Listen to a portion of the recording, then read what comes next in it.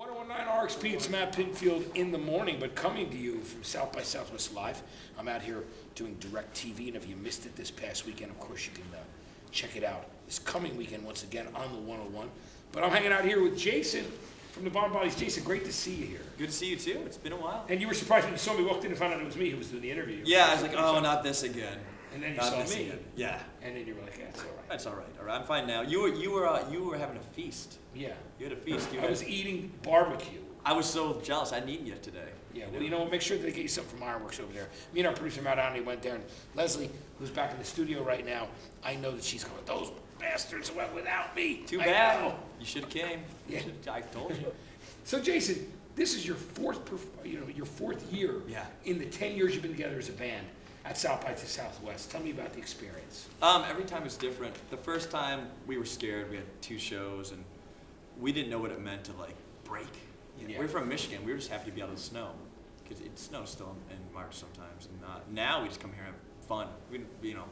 We're not trying to prove anything to anybody. I mean, we've been a band for so long. There's nothing left to prove. Yeah, and I mean, you know, Love, Hate, and Then There's You is the new album.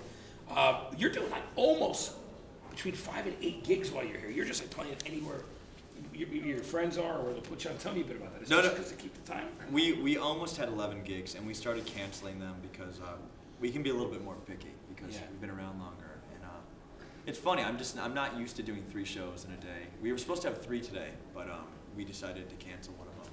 Actually, so we could do this. So yeah, no, we feel lucky to be able to do that many shows. I mean, a lot of bands come down here and have 1. My friend who just flew in from Paris, she has 1 show. I went and saw it. There was 8 people there. She flew in from Paris. And that's got to be depressing. Yeah, yeah. So I'm going to try to get her up on stage at one of our shows to at least play. You should do that. That'd be cool. Get her in front of an audience. Yeah. I don't have to feel so bad about coming all the way over. Yeah. So when are you back in New York? I mean, we're excited to have you back over there. What's the schedule? Are you going to take some time off, Jason? When the Bondies going to tour Europe? I'm hearing something about going overseas for a while. Right after this tour, I believe April 12th, we go to Europe for a month. Yeah. Then we go to Canada. Canada, for some reason, has been great to us lately. Yeah. Then we tour the U.S. We're doing basically radio festivals. So if you have something coming up, radio-wise, we'll come to New York. We'd love you to come and play one of our shows. One other question: any crazy experiences here at South by Southwest? I mean, everybody's been out. I watched a guy who did A&R in the UK fall into a storm drain, and then I had to push him around town in a wheelchair. It was pretty bizarre. Like all kinds of crazy things like that. The guy who actually found the killers from the UK. Did he find him in the storm drain? No, but he found their demo years before. That's what we were found. Were you found there? No. Were you misbehaving at any of those early days? Were you getting wasted here? The first time I ever came to South by Southwest, I had on like rock and roll boots and everything, and 1 T-shirt, like no suitcase, and my boots flipped open, like the flap, like the toe of it came up, it was flapping on the ground, and I lost my wallet, and I didn't have a cell phone back then. I'm old. That was like 2000, 2001.